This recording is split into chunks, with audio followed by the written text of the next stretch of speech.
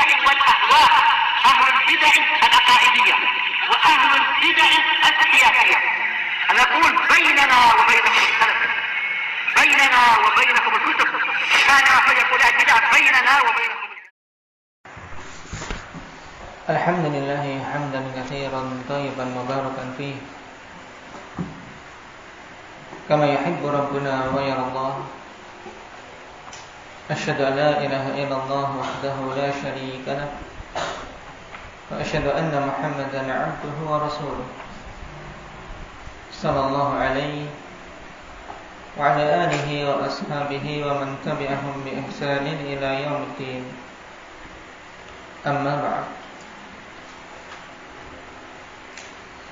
عندك يا مجاهد berapa jumlah malaikat yang memikul arsy?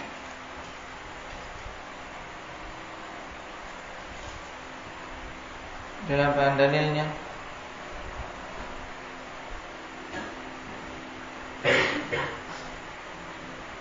Yang keras. Baik.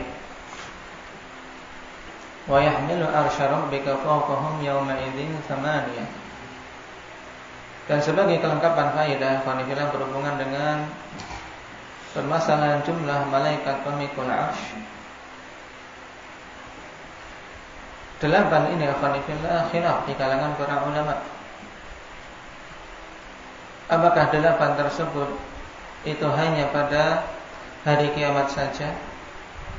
Dan juga apakah 8 itu 8 malaikat ataukah 8 shaf? Kalau kita melihat khilaf pendapat dalam masalah ini ada 4 pendapat. Nah, yang pertama membedakan akhwanifillah jumlah pemikul arsy di dunia dan memikul arsy ketika kelak tegak hari kiamat. Nah, yang memikul arsy di dunia ini jumlahnya 4. Kemudian ditambah pada hari kiamat 4 lagi sehingga menjadi 8. Nah, ini pendapat yang dipilih oleh Al-Hafidz Ibnu Katsir dalam tafsir beliau. Nah, agar kita tidak bingung nanti ketika kita membaca tafsir.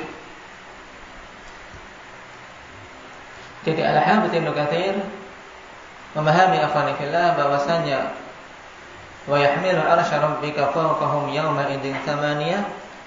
Nah, yang memikul arsy Allah Subhanahu wa taala pada hari tersebut yaitu pada hari kiamat. Pada hari kiamat itu 8.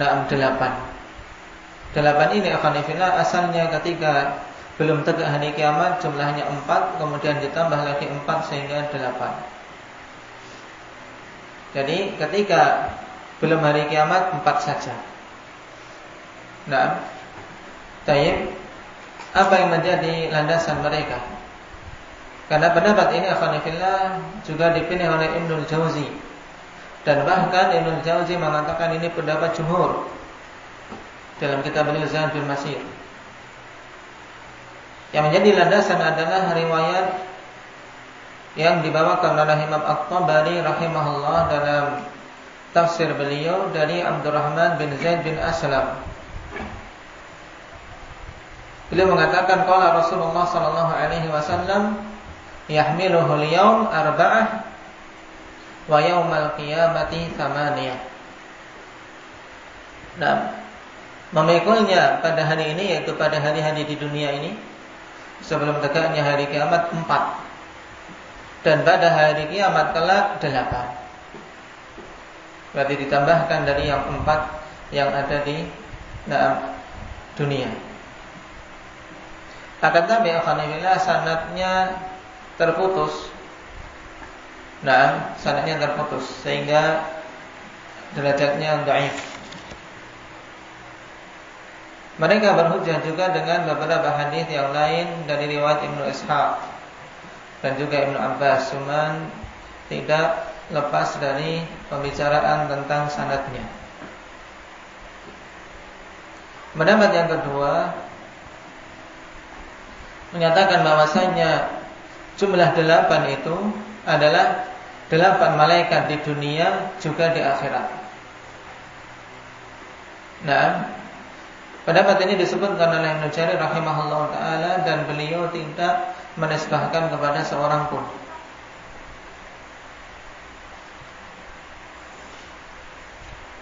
Pendapat yang ketiga, bahwasanya tsamaniyah yang dimaksud dalam ayat wa yahmilu arsy rabbika fawqahum yawma idzin tsamaniyah, yaitu tsamaniyatus sufufin minal malaikah, yaitu 8 shaf dari kalangan para malaikat yang tidak diketahui jumlahnya berapa. Bukan 8 malaikat. Jadi wa yahmilu arsy rabbika fawqahum yawma idzin tsamaniyah ay tsamaniyatu sufuf, 8 shaf. Dan berapa jumlahnya tidak mengetahuinya kecuali Allah Subhanahu wa taala. Ini pendapat diriwayatkan dari Ibnu Abbas radhiyallahu anhu. Nah, berhujjah dengan penafsiran Ibnu Abbas. Ketika beliau menafsirkan ayat tersebut, qala tsamaniyatu sufufin minal malaikah la yu'lamu iddatuhum illallah, yaitu 8 shaf dari kalangan para malaikat yang tidak diketahui jumlahnya kecuali Allah. Atau la ya'lamu iddatahum illallah. Ini lebih bagus. Tsamaniyatu sufufin minal malaikah la ya'lamu iddatahum illallah. 8 shaf dari kalangan para malaikat yang tidak mengetahui jumlahnya kecuali Allah Subhanahu wa taala.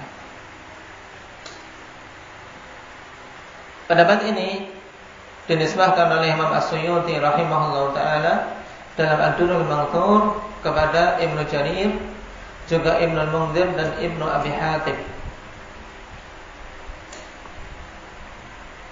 Dan diriwayatkan yang semisal ini dari Sa'id bin Jubair dan Asy-Sya'bi serta Ikrimah dan Dhahak serta Ibnu Jurayj. Nah, para imam ini bisa dilihat marajiknya dalam tafsir Ibnu Katsir. Kemudian pendapat yang keempat, yang dimaksud dengan tsamaniyah ayat tsamaniyah atau ajza.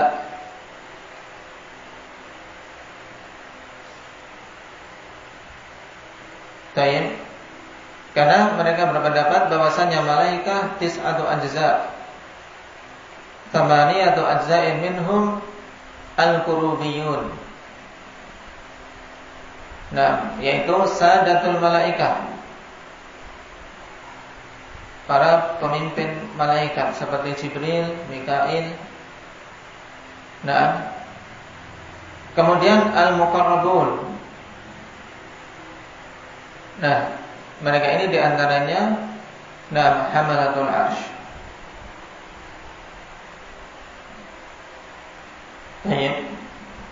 Ada yang mengatakan al-karubiyun adalah para malaikat yang berada di dekat arsy, di sekitarnya. Baik. Cuman pendapat yang keempat ini butuh dalil. Nah, dan alasan dari masing-masing pendapat tersebut dafa'illah wallahu ta'ala a'lam. Nah, sanad yang dibawakan tidak lepas dari pembicaraan. Nah, dari pendapat 1 sampai 4. Oleh karena itulah sejatinya yang kita jadikan landasan adalah apa? Yang ditunjukkan oleh zahir Al-Quran. Yang ditunjukkan oleh zahir Al-Quran, wa yahmilu arsy rabbika fawqahum yawma idzin tsamaniyah, yaitu apa? Yang memikul arsy Allah Subhanahu wa taala pada hari itu, yaitu pada hari kiamat. Kita hanya bisa menetapkan itu, bahwasanya pada hari kiamat yang memikul arsy Allah Subhanahu wa taala itu 8. Baik. 8. Dan yang zahir penyebutan tsamaniyah tsamaniyah itu amlak, yaitu 8 malaikat. Adapun di dunia ikhwanillah kita katakan apa? Wallahu ta'ala a'lam. Wallahu ta'ala a'lam. Nah, kita tidak bisa membatasi jumlah mereka. Kenapa? Karena ayat menetapkan bahwasanya 8 itu yang memikul di hari kiamat. Nah, ini sebagai penjelasan tambahan untuk pembahasan yang telah lewat, agar jangan sampai dipahami bahwasanya 8 ini adalah yang memikul juga di alam dunia. Makanya dalam pertanyaan tersebut, kam hum hamalatul arsy yaumal qiyamah. Nah, ini bagus. Berapa jumlah pemikul arsy pada hari kiamat? Ya. Pada hari kiamat. Adapun hari-hari di dunia ini tidak disebut dan tidak tercakup dalam pembahasan ini. Paham? Nah, ketika ditanya lalu di alam dunia berapa? Kita katakan wallahu ta'ala alam.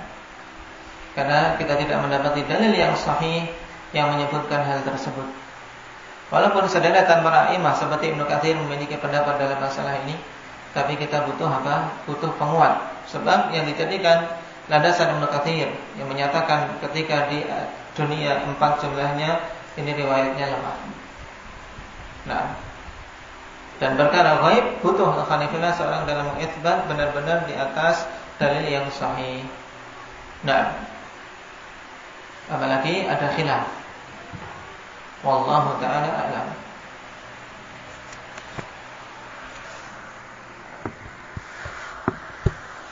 Kita lanjutkan pada pembahasan berikutnya. Nomor yang ke-132. Halil malaikatu ya'kuluna wa yashrabun? Apakah para malaikat itu makan dan minum? Wal jawab la. Jawabannya tidak. Nah, mereka tidak butuh makan, tidak butuh minum.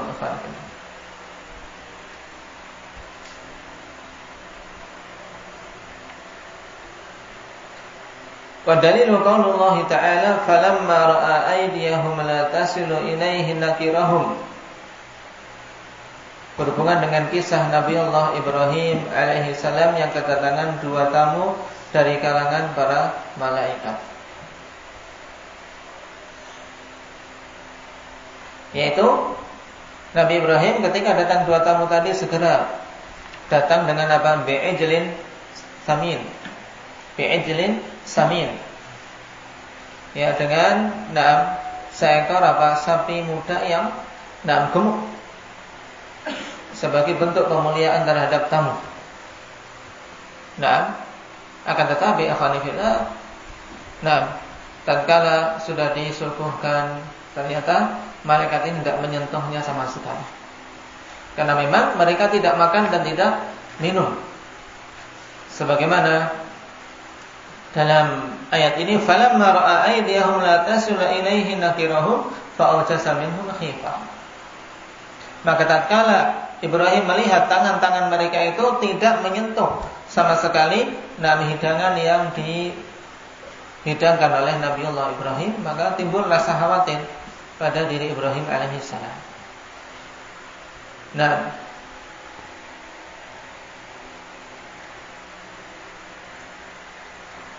dan Allah Subhanahu wa ta'ala untuk menetapkan yang demikian itu Maha mampu. Nah, bahwasanya ada sebagian dari makhluk-makhluk yang tidak butuh makan dan tidak butuh minum. Dan ini salah satu sifat dari sifat-sifat mereka yang menunjukkan kuatnya mereka. Dan kekhususan yang ada pada mereka. Tidak makan dan tidak minum, tapi apa? Senantiasa bertasbih kepada Allah Subhanahu wa ta'ala.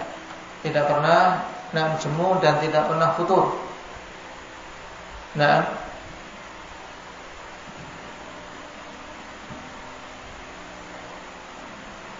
Allah Subhanahu wa ta'ala mengatakan la ya'sunallaha ma amarahum wa yaf'aluna ma yu'marun. Mereka sama sekali tidak pernah bermaksiat terhadap apa-apa yang Allah Subhanahu wa ta'ala perintahkan dan senantiasa melakukan apa yang ditugaskan.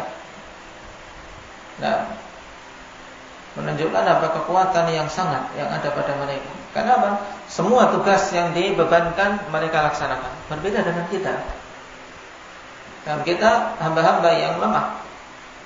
Nah, tayyib insan yang dhaif. Apa dalilnya? Indak ya Abu Sa'id.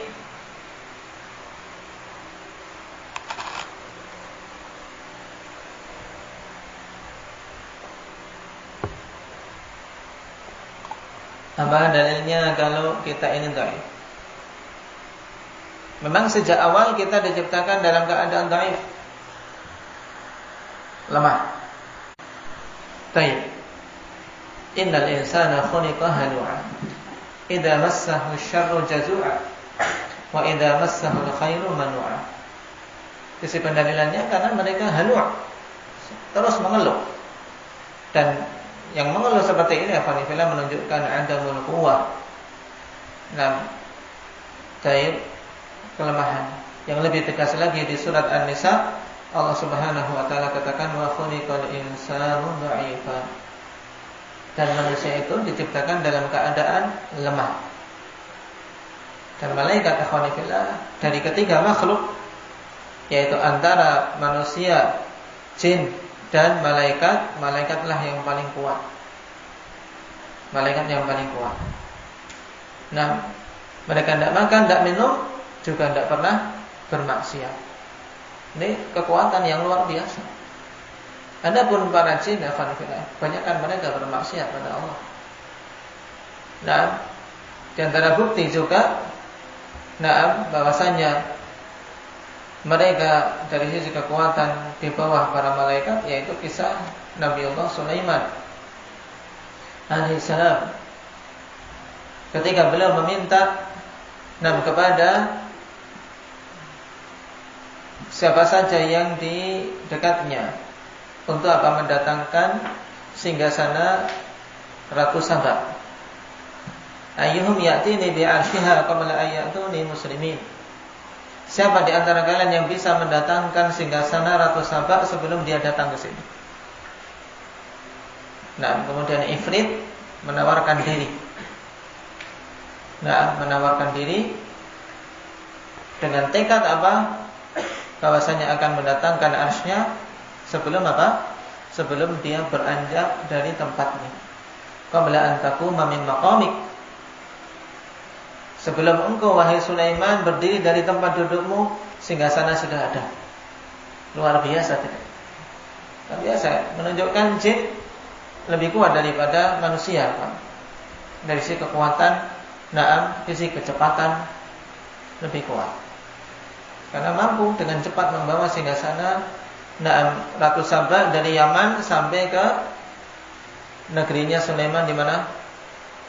Di mana negeri Nabi Allah Sulaiman? Endang ya Bajrah.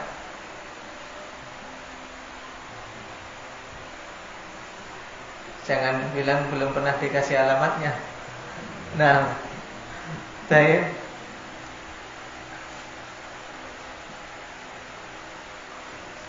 Palestina. Nah, di negeri Palestina. Nah, dari Yaman ke Palestina, jauh. Nah, kalau pesawat saja bisa masih berjam-jam. Ini sebelum beranjak sudah mau datang, sudah sampai. Tapi yang lebih dahsyat lagi, akhwani fillah, qala alladzi 'indahu 'ilmun minal kitab. Apa yang dia katakan? Ana atihi qabla ayyartadda ilaika tarfuk. Aku akan mendatangkan singgasana itu sebelum matamu berkedip. Sebelum matamu berkedip. Ini qala alladzi 'indahu 'ilmun minal kitab. Manusia tapi memiliki ilmu dari Alkitab yang doanya mustajab. Sehingga ketika meminta kepada Allah, seketika ada. Dan Syekh Ibnu Utsaimin rahimahullah taala beristinbat dari sini bahwasanya yang membawa siapa? Malaikat. Ya, malaikat itu. Karena dia indahu ilmun minal kitab. Baik. Syekh Ibnu Utsaimin beristinbat bahwasanya yang memindahkan adalah para malaikat sebagai bentuk pengkabulan doa dari hamba yang memiliki ilmu. Sehingga sekejap sebelum berkedip sudah ada. Nah, baik. Nah, menunjukkan bahwasanya malaikat jauh kekuatannya daripada jin dan syaitan. Adapun manusia yang paling dhaif, paling lemah. Cuman ikhwanifillah mereka bisa kuat tatkala apa? Tatkala mereka mendekat kepada Al-Qawiyul Matin. Kalau mereka tidak mendekat kepada Allah, tidak akan memiliki kekuatan sedikit pun. Maka harus kita jika ingin kuat ikhwanifillah harus mendekat kepada Zat yang Maha Kuat, yaitu Allah Subhanahu wa taala. Karena kita sebagaimana dalam zikir la haula wala quwwata illa billah, tidak punya apa? Tidak punya kekuatan sama sekali. Tidak punya kekuatan sama sekali kecuali dengan pertolongan dari Allah Subhanahu wa taala. Nah, taib mau terbang tidak bisa, mau lari 1 kilo sudah was-wasan. Nah, taib Allah musta'an. Sudah makan banyak, minum banyak, tapi tetap lemah. Ya. Nah, maka banyak-banyak kita meminta taufik kepada Allah Subhanahu wa taala dengan penuh kelemahan yang ada pada kita, akhwanillah. Nah, kita minta taufik, minta pertolongan. Kenapa? Karena mengakui kelemahan ini penting. Mengakui kita ini lemah penting. Sebab apa? Sebab dengan hal tersebut kita terus-menerus meminta apa? Meminta kekokohan, meminta kekuatan kepada Allah Subhanahu wa taala, meminta pertolongan kepadanya. Ini penting. Kalau sampai seseorang merasa dirinya kuat, merasa dirinya mampu ini mampu itu, ini malah bahaya. Nah,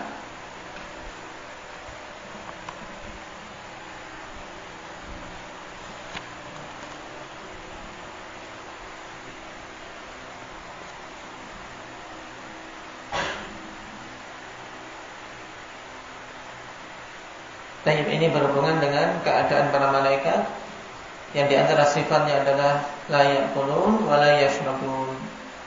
Tapi senantiasa bertasbih, berzikir pada Allah Subhanahu wa taala. La yafturun, tidak pernah putus. Tidak pernah futur. Kalau kita sedikit-sedikit futur, sedikit-sedikit melemah. Nasallallahu taufiq wassalam.